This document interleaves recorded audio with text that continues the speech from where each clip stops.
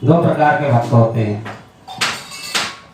एक भक्त भगवान को मांगते हैं और एक भक्त भगवान से मांगते हैं। भगवान से मांगते हैं, उन्हें मिल तो जाता है लेकिन भगवान कभी नहीं मिलते। अब भगवान से मांगने वाले कितने भक्त हैं अपने मन में सोच लो। अच्छा, भगवान को मानने वाले कितने भक्त हैं यह भी अपने मन में सोच लो। भगवान को मांगा मीरा ने, चित्तौड़ के राजा की राजरानी थी, क्या कमी थी मीरा के पास? बहुत कुछ कोशिश की रमा सागा ने कि मीरा किसी प्रकार से मान जाए, लेकिन मीरा ने ज्ञान पाया था अपने गुरु से। उनके गुरु का क्या नाम था? रविदास जी महाराज। क्या काम करते थे? जूता बनाने का काम करते थे। जब गुरु बनाया था तो मीरा ने कहा था, महाराज मुझको कुछ प्रसाद दे दो। तेरे को प्रसाद भी चाहिए कि हाँ। सफेद साड़ी पहन करके आई हुई थी मीरा, तो जूते का जो चमड़े का पानी था वही दे दिया। बोले लो प्रसाद ले लो। मीरा को बड़ी घृणा हुई। महाराज ने कोई ये नहीं सोची कि मैं चमड़े का, मरे हुए चमड़े का पानी पीऊंगी, लेकिन संत के हाथ में क्या असर होता है इस चीज को कौन जान सकता है। मीरा ने कहा, महाराज ठीक है, जो आपने दे दिया स्वीकार है। उसके यहाँ पाए प्रसाद लेकर के अपने घर पे आई। उनकी एक दासी थी जो आंखों से नहीं देखती थी। उससे कहा, ये दाग को छुटा दो। अब उसमें पानी डाले, जितना साबुन रगड़ो उतना ही कड़क होता जाए। अब तो बड़ा परेशान। उन्होंने कहा, क्या करना चाहिए? इस दाग को छुटाना है जो मेरी मालिकिन ने कहा है। तो उसने कुछ नहीं बनी, उसने अपने दांतों से रगड़ करके उसको छुटाना चाहा। जैसे ही वो दांतों से रगड़ा, वैसे ही झट उसकी आंखों में रोशनी आ गई। अब ये चीज मीरा को पता लगा तो मीरा घबरा गई। मैंने तो गुरु के प्रसाद का बहुत बड़ा अपमान किया है। दोबारा गुरु महाराज के शरण में गई। गुरु महाराज ने मना कर दिया, अब प्रसाद नहीं मिलेगा तुझे, अब तू अपनी मेहनत से प्राप्त कर। मीरा ने वही प्रसाद पाने के लिए पागल हो गई और बस गोविंद का गुणगान करने लगी। करते करते सब कुछ भूल गई, छोड़कर वृंदावन में आ गई, सब कुछ छोड़ के। और कृष्ण कन्हैया के गेट, जो मंदिर था उसके गेट पर आकर के बैठ गई। वह बहुत सखियां मंगल गीत गा रही थी। मीरा भी वह पहुंच गई। मीरा भी एक किनारे से बैठी, थोड़े थोड़े भगवान के दर्शन होते रहे। सामने गेट घेर करके नहीं बैठी। कभी भी भगवान के सामने नहीं बैठना चाहिए। भगवान तो तुम्हें स्वयं सामने कर देंगे। भगवान से डर करके बैठना चाहिए, प्रभु कोई गलती ना हो जाए, किसी और के दर्शन में रुकावट ना आ जाए। एक संत ने लिखा है, डर करनी डर कर्मगत, डर पारस डर सार, डरते रहें वो उबरे, गाफिल खावे मार। इस प्रकार से बैठी मीरा और बैठ करके भगवान को पुकारने लगी, प्रभु मैंने तेरे दर्शन के लिए जमाना छोड़ दिया, राज छोड़ दिया, पति छोड़ दिया, अब संसार में मेरा कोई नहीं और मैं सब कुछ छोड़ करके तेरी शरण में आई हूँ कन्हैया। कम से कम एक बार तो दर्शन दे दो।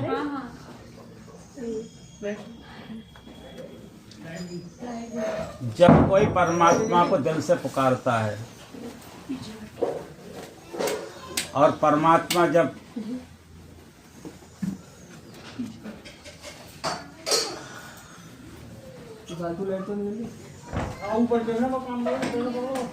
उसकी आवाज को सुन लेता है भक्त की, परमात्मा भी विलंब नहीं करता है। भगवान श्री कृष्ण प्रकट हो गए। अरे मीरा, क्या बात है, क्यों परेशान है, क्या चाहती है मुझसे? अब यहाँ पता लगेगा कि भक्त भगवान से मांगता है कि नहीं मांगता है। अब जो मांगता है वो अपने को भक्त कहता है, ये तो मुझे समझ में नहीं आता। मीरा से कहा, बोल क्या चाहती है? बोले प्रभु कुछ नहीं, बस मैं आपके दर्शन की अभिलाषा में थी, अब मुझे कुछ नहीं चाहिए, आपका दर्शन हो गया तो शेष क्या रह गया? बोले नहीं मीरा, अगर तू भक्ति को जिंदा रखना चाहती है तो एक बार तो मांगना पड़ेगा। बोले क्या चाहती है मांगना? बोले महाराज, भक्त भी अगर भगवान से कुछ मांगता है, ये तो आज मैं पहली बार सुन रही हूँ। भगवान से मीरा ने कहा, मीरा ने भगवान से कि भक्त भी भगवान से कुछ मांगता है, ये मैं पहली बार सुन रही हूँ। जो मांगता है वो भक्त नहीं हो सकता। प्रभु, जब आप जन्म देते हो संसार में तो प्राणी क्या जानता है? माँ के पेट में आता है तो क्या जानता है? जब वो माँ के पेट से प्रकट होता है किसको जानता है? कौन उसका अपना है, कौन पराया है? जब उससे दूध को भूख लगता है पेट में उसके, तो किससे मांगता है? किसी का नाम लेता है? कुछ नहीं जानता। इतना इतना कष्ट प्राणी भोग करके आता है और वो पुकारता किसको है? प्रभु, केवल आपको, क्योंकि आपने ही माँ के पेट में उसको भोजन दिया है, आपने ही उसकी रक्षा की है। जो जठराग्नि में हजारों मन माता अन्न खा करके भस्म कर देती है और विष्ठा बना करके बाहर निकाल देती है, उस माँ के पेट में एक पिता के बूंद की गई हुई बूंद 3.5 हाथ के शरीर की रचना कर देते हैं परमात्मा। आंख भी बना देते हैं, नाक भी बना देते हैं, क्या लेते हैं बदले में? अब क्या वो प्राणी जानता है क्या उसने मांगा है? जब उसने नहीं मांगा तो परमात्मा के आगे मुंह खोलने की कोई जरूरत नहीं होती। परमात्मा ये जानता है कि तुमको किस चीज की कब क्या जरूरत है, और तुम्हारे साथ में वो वही करेगा जो पिता माता अपने बेटे के लिए अच्छा करना चाहता है। इसीलिए आपको प्रभु, मुझे ये भरोसा नहीं था कि मुझे आपसे कुछ मांगना पड़ेगा। बोले मीरा, आज तो मांगना पड़ेगा। भगवान हट कर रहे हैं भक्त से। और यहाँ पर देखिए, एक लोटा जल चढ़ाने के लिए जाते हैं, भक्त हट करते हैं भगवान से। त्यागा उनके नाम पर कुछ भी नहीं। कोई माता ये नहीं कह सकती कि मैंने एक समाधि, एक आसन से बैठ करके 6 घंटा भजन किया है भगवान का। 12 घंटे की रात होती है, 6 घंटे आधी रात से भजन किया हो, कोई माँ नहीं कह सकती। और मांग क्या कह सकती है? और भगवान की भक्त भी बनती जाती है। भगवान से भगवान ने ज्यादा की, तब मीरा ने कहा कि प्रभु, यदि आप देना ही चाहते हो तो मैं कल सोच के बताऊंगी। जैसे आप माताएं बहनें बैठी हैं, जब भगवान का प्रकट हुआ था तो वहाँ बहुत सखियां बैठी हुई थी। उन सखियाओं के बीच में उन सखियाओं ने सब मीरा से कहा कि मीरा, तू वाकई में बावरी हो गई है, तू बिल्कुल पागल है। मीरा ने कहा, मैं पागल ही ठीक हूं। पागल का मतलब क्या है? जो अपने मानिए पाप के, जो पापों को गला दे अपनी भक्ति के माध्यम से, वही पागल हो सकता है। आज पापों को गलाने की बात कर रहे हैं। पापों को सुरक्षित रखे, कोने में सीना के अंदर रखे जाते हैं। कोई किसी से उल्टा सीधा काम हो जाता है, कोई प्रकट करता है, उसे गलाता है, छुपाता जाता है, छुपाता जाता है, छुपाता जाता है। पुण्य बता देगा कि मैंने इतने लोगों को भंडारा किया, इतना दान किया। उसने पापों को गला दिया, बोले मैं पागल ही ठीक हूँ। भगवान के आगे अपने पापों को जरूर कहो, किसी से मत कहो मेरे से प्रभु ये पाप हो गया, मुझे इससे आप क्षमा कर दो। किसी के सामने मत कहो, मनुष्य धोखा देगा, मनुष्य झूठ उसकी तानाकसी करेगा, लेकिन भगवान तुमसे तानाकसी नहीं करेंगे। अपने इष्ट के आगे बैठ जाओ और कुछ भी मत बोलो। अगर उनसे बोलना है तो अपने पापों का विवरण बोलो। प्रभु, आपने मुझको तो मनुष्य बनाया अपने दर्शन के लिए, मुझे आपने तो मनुष्य बनाया। देवताओं को योनि पानी उनको नहीं मिली आज तक, वो पाने के लिए तरसते रहे, वो योनि दी मुझे पानी प्राप्त करा दी, वो योनि मैंने पाई, लेकिन फिर भी मेरे से पाप हो गया। प्रभु इस पाप को आप क्षमा करें। भगवान तुम्हारी जितने भी प्रायश्चित होंगे इसी जन्म के इसी जन्म में कर देंगे, लेकिन हम भगवान से भी नहीं कहते अपने पापों, जबकि भगवान कोई नहीं जानता दुनिया में, वो चीज़ भगवान जानते हैं। एक गुरु ने अपने चेलाओं के लिए सेब बांटे, बोले जाओ ये सेब खा करके आओ। एक चेला सब अपने मौके, बोले ऐसे खाना कोई देखा नहीं, बोले ठीक है महाराज। कोई कमरे में घुस गया, कोई कहीं चला गया, कोई कहीं चला गया, सबने अपने आराम से खा करके आ गए मुंह पर हाथ फेरते हुए। एक चेला सेब ला करके वापस देने लगा, बोले लो गुरुदेव। बोले क्यों? कि परमात्मा ऐसी कोई जगह नहीं जहाँ नहीं देखता है, मैं नहीं खा पाया, बस वो देख रहा था, मुझे डर लगा। आपने कहा कोई देखे नहीं, वो देख रहा है, मेरे अंदर से भी देख रहा है, बाहर से भी देख रहा है, वो तो हर जगह व्यापक है, हर व्यापक सर्वत्र समाना, प्रेम से प्रकट हो मैं जान, मैं नहीं खा पाया। स्पष्टता प्रदान करते ही गुरु महाराज ने उसको अपनी राजगद्दी सौंपी। यह है कुछ ना मांगने का फल। ध्रुव ने भगवान से क्या मांगा था? भरी भक्ति करी थी तो मांगा था कि मुझे राज्य प्रदान कर देना, इसलिए भक्ति नहीं की थी। जब भक्ति पूर्ण हो गई तो भगवान ने पूछा था कुछ चाहिए? बोले प्रभु अब क्या चाहिए? आपका दर्शन हो गया। बोले नहीं, मेरी इच्छा है कि तुम राज्य करो। भगवान से मिलने के लिए विभीषण गए थे। विभीषण ने भगवान के दर्शन की लालसा की थी, लंका के राज्य को तो छोड़ करके चले गए थे, लेकिन विभीषण को क्या नहीं मिला? प्रहलाद ने क्या मांगा था भगवान से? उनके लिए सबरी दुर्दशा की गई उनकी, लेकिन उन्होंने देख ही लिया था एक कुम्हार के लिए कि बिल्ली के बच्चों को जिंदा रख दिया। उन्होंने भगवान का भजन करने बैठ गए, बच्चे रख गए थे हवा के अंदर। अब वो कुम्हार और कुम्हारी दोनों ही भगवान को पुकारने लगे, प्रभु हमसे पाप हो गया और अग्नि तेज हो गई और हमको पता लगा कि उसमें एक घड़े में बच्चे हैं। ध्रुव जी हिल के नहीं गए, वो प्रहलाद जी वहीं खड़े खड़े देखते रहे। जब उनको पता लगा कि वे बच्चे जैसे कि तैसे जिंदा निकल आए, सब घड़े पक गए और वही घड़ा कच्चा रह गया। दूसरों के लिए मांगा, अपने लिए नहीं मांगा। उन्होंने कहा दूसरे के लिए मांगा, ये तो अच्छा किया, मैं भी ऐसा ही करूंगा। उन्होंने अपने लिए कुछ नहीं मांगा। भगवान ने उनको दर्शन भी दिए और राज्य भी दिया। भगवान प्रकट जब हृदय में हो जाते हैं तो संसार में कुछ मांगने की जरूरत नहीं पड़ती। बिन मांगे ही सब संसार के जितने सुख मिल जाते हैं, लेकिन किसको मिलते हैं? जो भगवान को मांगते हैं। भगवान की संपत्ति को जो मांगते हैं, भगवान उनको दे तो देते हैं, लेकिन शांति नहीं देते। आज बड़े बड़े अरबपति करोड़पति पड़े हैं, जमीन की भी कमी नहीं, कोई बरतने वाला नहीं, और अगर बरतने वाला है भी तो उन्हें खाने की हिम्मत नहीं दी, और खाने की हिम्मत दे दी जीवन में सुख छीन लिया। संसार की वस्तु मांगने वाला कभी सुखी नहीं हो सकता।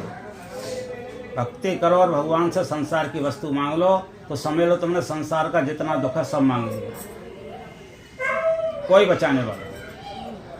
भक्ति करो तो भगवान से भगवान को ही मांग लो, अगर मांगना है तो समझ लो कल्याण हो। भगवान अपने आने से पहले ऐसा कोई संसार का सुख नहीं जो तुम्हें नहीं देंगे। श्री सद्गुरु महाराज की जय। ऐसा कोई सुख नहीं जो तुम्हें नहीं देंगे। और भगवान के नाम के लिए प्रार्थना करते रहो कि प्रभु किसी भी प्रकार से मैं आपके नाम से वंचित ना हो सकूं, आपके सत्संग से वंचित ना हो सकूं, आपके सत्संग को कराता रहूं, आपकी कथाओं को कराऊं। आपकी जो भी कथाएं, जैसे श्रीमद् भागवत पुराण की कथा है, चाहे सत्यनारायण की व्रत की कथा है, जैसे भी जिसकी जैसी श्रद्धा है, समय पर कराते रहो। ऐसा कोई भी समय नहीं होगा वो तुम्हें दुख मिलने देगा। एक संत के बच्चे का वचन है, आज तक जो बोला है गुरु कृपा से पूर्ण हुआ है, और मैं समझता हूँ जब तक जीऊंगा वचन कभी मिथ्या नहीं होगा। श्री सद्गुरु महाराज की जय। जिसको भी जो बोला है सबका पूरा हुआ है, जिसको नहीं दिया नहीं देना गुरु महाराज ने बुलवाया ही नहीं, सब कितना ही कोशिश कर। नीचे बैठे रूम में आते।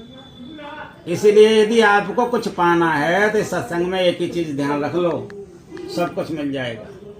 शरीर रहते रहते मिल जाएगा, शरीर छोड़ने की जरूरत नहीं पड़ेगी, भगवान को ही मांग लो। भगवान को मांगने के बाद में ऐसी कोई भी वस्तु नहीं। अगर तुम्हें इस देश के राजा के पुत्र बन गए तो इस देश के राजा की गद्दी का मालिक कौन होता है? राजा का बेटे ही होता है। यदि आपने भगवान को मांग लिया तो ऐसी कौन सी संपत्ति भगवान को अलग से रह गई तुम्हें नहीं मिलेगी। अच्छा, भगवान को और कोई 84 लाख योनि में नहीं मांग सकते।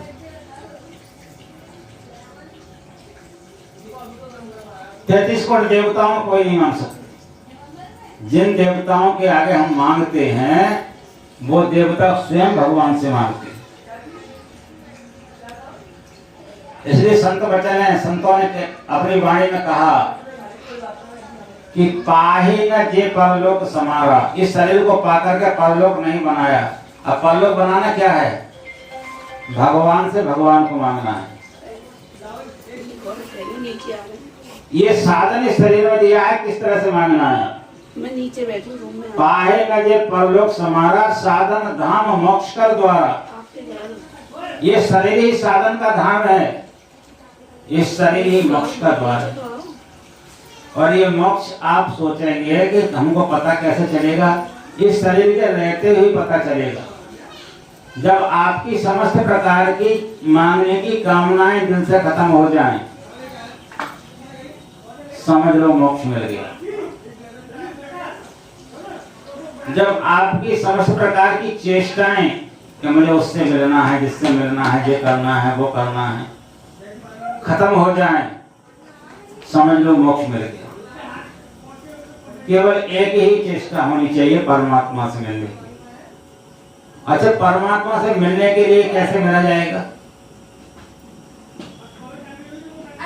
परमात्मा से मिलना ही कठिन है। और परमात्मा यदि तुम्हारे सद्गुणों से रीझ जाए तो परमात्मा से जल्दी मिलना किसी का है भी नहीं।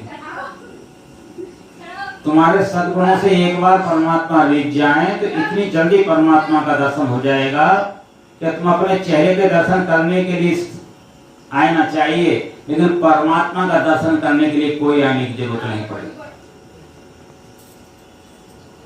इतनी जल्दी शीघ्र दर्शन हो जाएगा। लेकिन इसके लिए करना क्या पड़ेगा?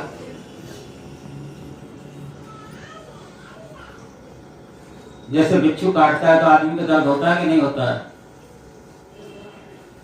अगर उस आदमी को एक बिच्छू काटे तो कितना दर्द होता है? जितना जिसको काटा होगा उसको पता होगा। और उसको 1000 बिच्छू एक साथ काटना है तो क्या होगा? जैसे 1000 बिच्छू काटना, ऐसी पीड़ा जब हृदय में जग जाए और ऐसी पीड़ा के साथ में जब भजन लग जाए और उस भजन का किसी को पता ना चले, उस पीड़ा को तुम जानो या वो जाने, तो ऐसा कहना है वो टेढ़े से दिल क्यों लगाया है, मैं जानूंगा वो। ऐसी पीड़ा जब दिल में जग जाए फिर देखो आनंद जीवन का। कहोगे क्या?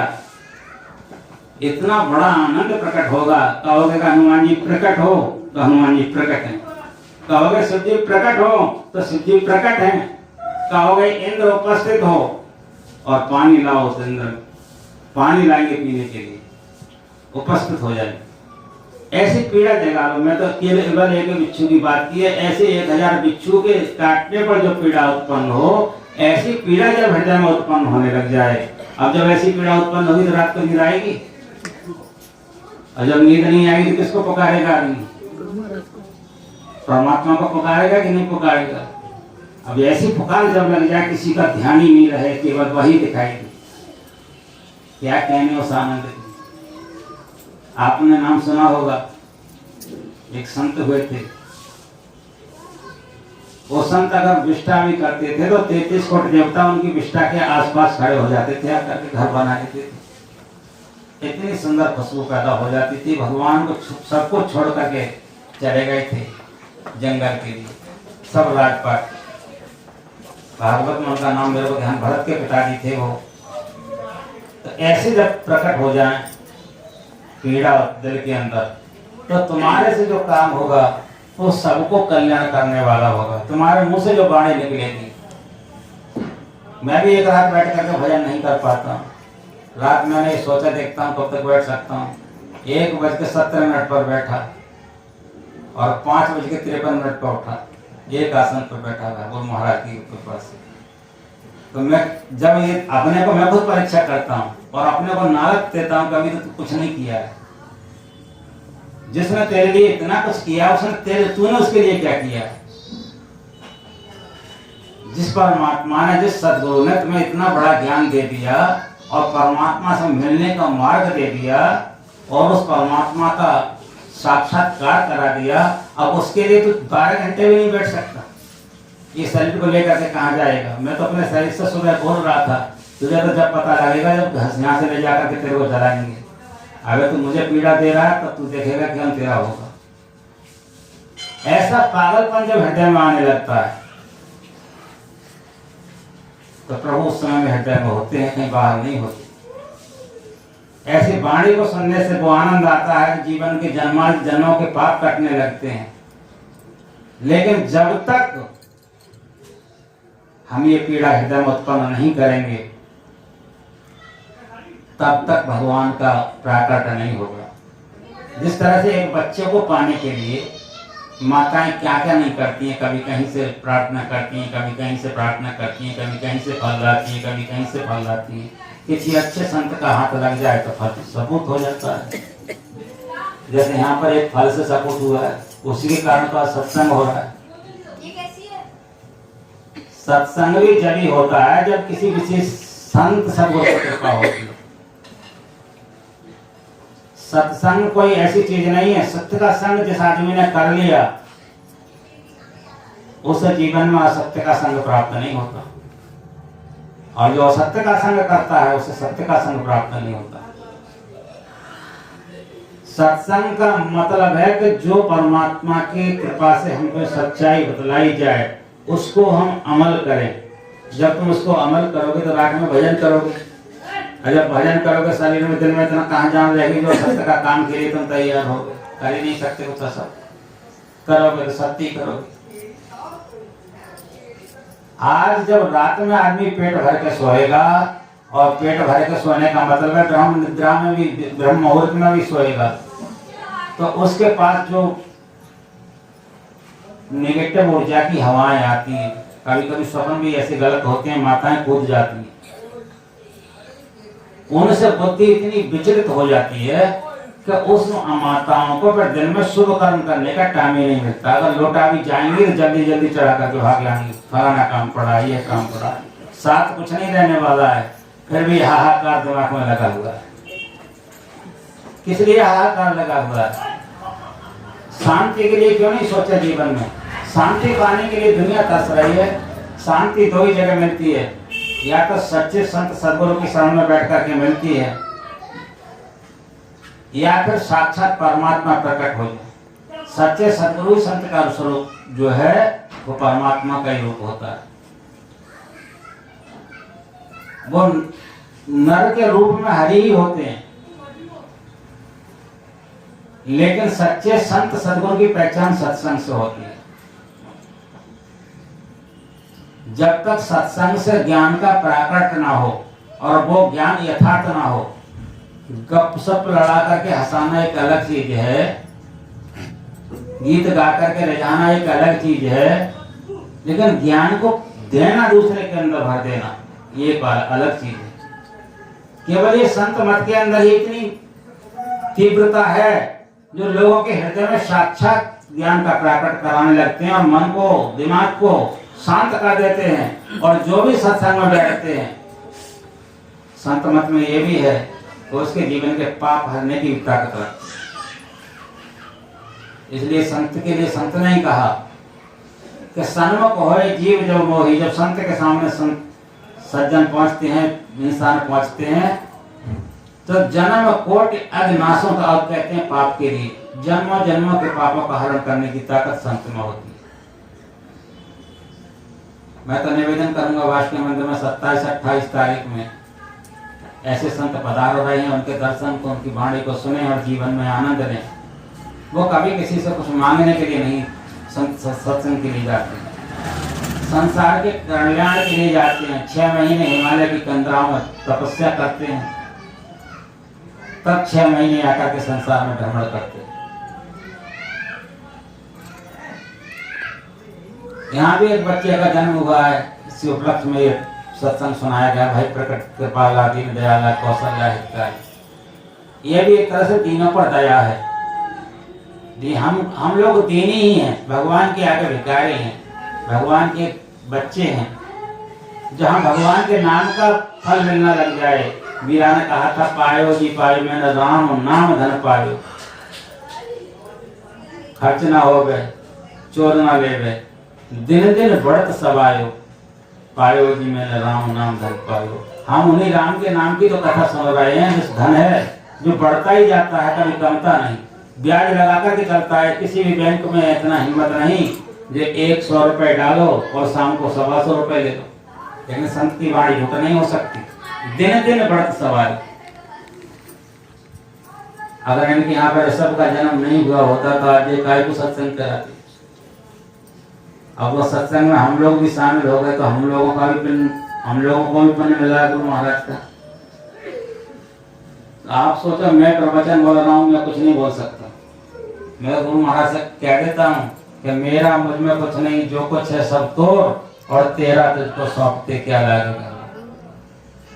मेरा गुरु महाराज से एक ही निवेदन रहता है, जो भी तेरे शरण में गुरुदेव आवे उन पर तू कृपा बरसाए रखना। जो भी तेरी शरण में आए उनको कभी इतना कलयुग में इतना भयंकर दुख मत देना कि उनके आंसू बहने लग जाएं, उन पर कृपा बरसाए रखना। जो भी आ जाए, चाहे जिन्होंने दीक्षा ली है या ना ली है, जैसे तैसे आ जाए। एक गोस्वामी तुलसीदास ने रामायण में वचन अपना लिखा भी है। उन्होंने कहा भाव को भाव अनखाल सु, उसी का ये पलट शब्द मैंने कहा। भाव को भाव अनख आलसो, नाम जपत मंगल दस दसो। किसी भी तरह से तेरी शरण में आ जाए, चाहे जैसे आ जाए, उन पर इतनी कृपा बरसाए रखना कि संसार वाले के आगे वो गिड़गिड़ाए नहीं, रोवे नहीं। अगर वो उन्हें कोई मुसीबत भी आए और तेरे को एक बार भी सुमरण कर ले तो उनके नैया पार हो जाए। फलाने में सत्संग कर रहा था, उसने सत्संग कराने से पहले उसके लड़के की शादी थी। वो सब बोला महाराज आपको हमारे सत्संग करने आना है, मैं चलो आऊंगा। कोई था, मैं गया उसके यहाँ सत्संग किया। सुबह को उसकी बारात जाने वाली थी, वो बारात में जाने में लेट हो गया। बारात जानी थी मराड़ के पास, कोई गांव था, लेट हो गया। उसके लिए कोई रास्ते में ऐसी हवा पीछे पड़ गई जो उससे कह कर ले बेड़े पी ले, जे कर ले, वो कर ले। अब उसके अंदर से आवाज आ गई कि महाराज अब ये तेरे पास तुझे मारने के लिए चल रहा है, ये जिद है। उसके अंदर से उसको ये आवाज आई तो उसके लिए कुछ नहीं बनी, उसने मेरा ही नाम पुकारा। बोले गुरु महाराज आपने सत्संग किया था, मुझे बचाओ जैसे भी हो। पता नहीं कहां से कोई एक महात्मा पहुंच गए। बोले इधर को जा, ये तेरा इधर गांव पर आ गई, ये रास्ता है, इधर से मत जा, ये तेरे मारने के लिए आया। अब तेरा ये कुछ नहीं बिगाड़ेगा, जा तू आराम से। अब बताइए कौन पहुंच गए? तो जो एक बार के नाम से पुकारने पर उसकी जान को बचा सकता है, हम तो ऐसे संत के शरण को पकड़ते और दिल से ही उनका सुमरण करते। हमने तो ये प्रत्यक्ष देखा है। हम बनावटी बात नहीं करते, और बनावटी करते तो माइक पर नहीं बोलते। जो लाइव चल रहा है, तो ऐसे संत के शरण में हम आ गए हैं कि एक बार पुकारने पर गजल के है लड़े जल भीतर, जौवन सुन रही जल ऊपर। केवल एक ही बार पुकारा था और उसकी रक्षा कर दी। ऐसे संत का सत्संग हमारे यहाँ होता है, ऐसे संत की महिमा का वर्णन हमारे यहाँ होता है। संत मत इसी का नाम है। इसमें किसी एक संत की प्रशंसा नहीं की गई। जो भी संत संसार में प्रकट हुए सभी संतों की प्रशंसा है। दो प्रकार के संसार में प्रकट माने जाते हैं। एक तो जो होते हैं संत, उनको कहते हैं, उनका प्राकट होता है परमात्मा की इच्छा से संसार का कल्याण करने के लिए। जो संत होते हैं उनका प्राकट होता है। और एक जो संतों के द्वारा बताए हुए मार्ग पर चलने वाले भक्त होते हैं, उनका भी प्रकट होता है। वो पैदा नहीं होते, परमात्मा की इच्छा से आते हैं अपने धर्म का प्रचार करने के लिए।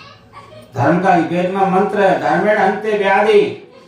जो धर्म का प्रचार करते हैं और धर्म पर चलते हैं, धर्म की बात को सुनते हैं और समझते हैं, उनकी व्याधा नष्ट हो जाती है। कौन सी व्याधा नष्ट हो जाती है? गुरु महाराज ने कहा सबसे बड़ी व्याधा क्या है? आवागमन समय दुहुजा है नहीं जग में कोई, इसके निवारण के लिए गुरु भक्त करनी चाहिए। वो बाधा नष्ट हो जाती है जो संसार में किसी भी अस्त्र शस्त्र वो बाधा नहीं नष्ट हो सकती। संसार में ऐसी कोई कानून नहीं बनाई जिससे वो बाधा नष्ट हो जाए, उस आवागमन की बाधा को मुक्त कर देते हैं। धर्मेण हन्ते व्याधि, धर्मेण हन्ते शस्त्रो। शस्त्रो क्या है? आपके अंदर ही वो शस्त्र हैं जिन पर किसी की भी विजय नहीं हो पाए, जो आपको भी विजय नहीं प्राप्त करने दे रहे हैं। 5 शस्त्र। पहला शस्त्र हुआ मन। किसी भी धर्म पर करके कार्य को करने की कोशिश करना, मन तुम्हें तुम्हारी बाधाओं में डाल देगा। दूसरा शस्त्र हुआ बुद्धि। बुद्धि विचलित होने लगेगी, बोले ये क्या करें, ना सुने चले, परेशान कर दिया पंडित जी ने, तो 1 घंटा तो सत्संग ही बोलते जा रहे हैं। तीसरी चीज है आलस। आलस धर्म को नहीं करने देगा। तुम कहो 4 बजे बैठेगा भजन करना है, आलस क्या कहेगा? अभी और 16 देखेंगे।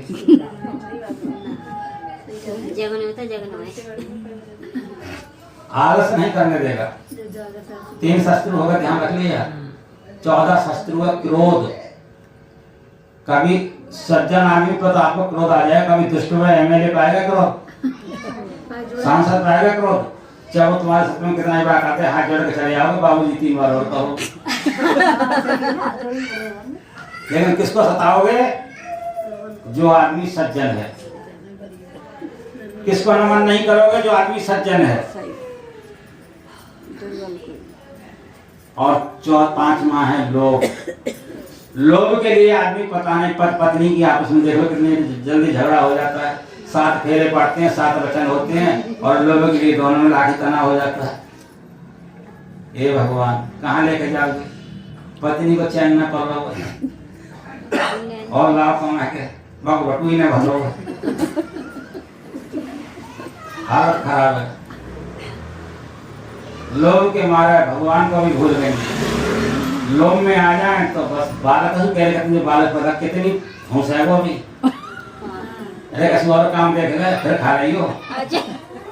ये भगवान, लोभ है क्या? भक्त की जड़ पड़ रही है। ऐसा करने से आदमी भगवान से दूर हो जाता है। अरे भाई खा तो पेट में ही रहा, वो भी भगवान का बनाया हुआ है। जब पैदा नहीं हुआ था तब कह रही थी बेटा हो जाए, अब वो खा रहा है तो आप उतर गई लोभ के कारण। मैं तो देखता हूँ, एक बार एक जजमान में हमसे बोला करके ले गया राजघाट के लिए, महाराज क्या खाओगे? हम रबड़ी के बड़े इच्छुक थे। बोले ले लो रबड़ी, दिलवा दो 250 ग्राम। 250 ग्राम खाई, पता नहीं गंगा जल का कैसा पानी पेट में गया और भूख लगी। और दिलवाओ तो बोले हम लोग महाराज दिलवा दो 250 ग्राम। हम वो भी खा गए। फिर बोलो हम लोग चट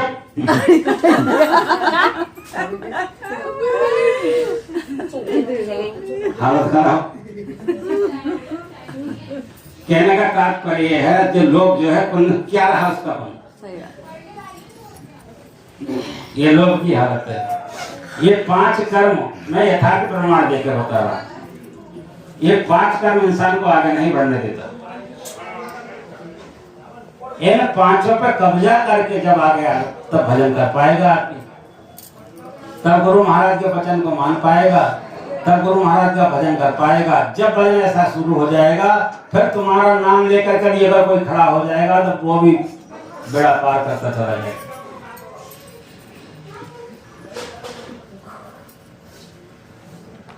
सत्संग का मतलब ये नहीं कि बस सुना और पल्ले झाड़ कथा चल घर पहुंचे फिर वही बात। सत्संग का मतलब है कुछ तो जीवन में बदलाव लाना चाहिए। जब जीवन में बदलाव ही नहीं आएगा तो सत्संग परमात्मा का कब दर्शन करोगे? भेड़ बन करके करोगे या कोई भूत प्रेत बन करके दर्शन करोगे? परमात्मा का दर्शन पाने के लिए संत के वचन को मानना पड़ेगा, विश्वास करना पड़ेगा, तब कल्याण होगा, तब जो चाहोगे वो मिलेगा। इसलिए कोई भी धर्म कर्म यदि हमने ठान रखा है उसको टाले नहीं, टालने से आपदाएं बनती हैं, समय ढलता है। जितना शीघ्र हो शीघ्र से शीघ्र वो धर्म कर्म करना चाहिए, लेकिन भजन बिल्कुल नहीं छोड़ना चाहिए।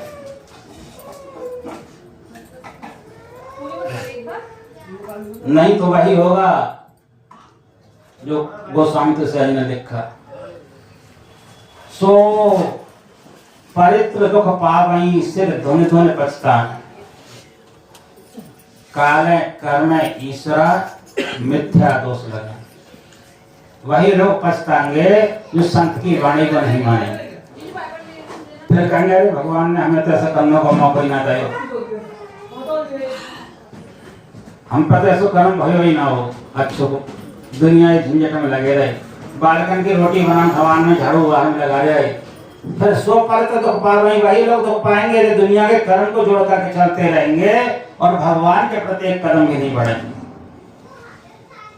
भगवान के प्रति एक बार भी भजन करने के लिए 24 घंटे में नहीं बैठ पाएंगे, वो पता नहीं किस किस योनि को पा करके क्या क्या दुख होंगे। उस दुख का कोई वर्णन नहीं करा जा सकता। इस योनि का वर्णन किया जाता है, ज्यादा से ज्यादा आदमी 100 साल जी लेगा, लेकिन आप बताओ अगर हम किसी तरह से मच्छर बन गए तो मच्छर का भी जन्म 20 लाख वर्ष मच्छर ही बनना पड़ता है।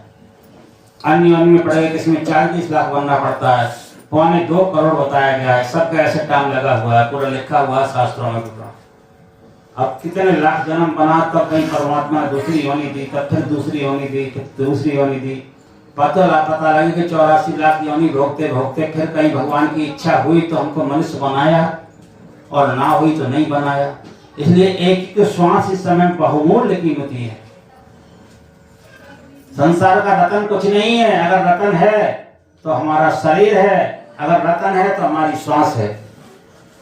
इन श्वासों के रहते रहते प्रभु का चिंतन कर लो, सुमिरन कर लो, संत का वचन मान करके भजन कर लो, ध्यान कर लो, कल्याण हो जाएगा। केवल एक ही ऐसी योनि है, इसीलिए देवता लोग भी इस योनि को पाने के लिए तरसते हैं।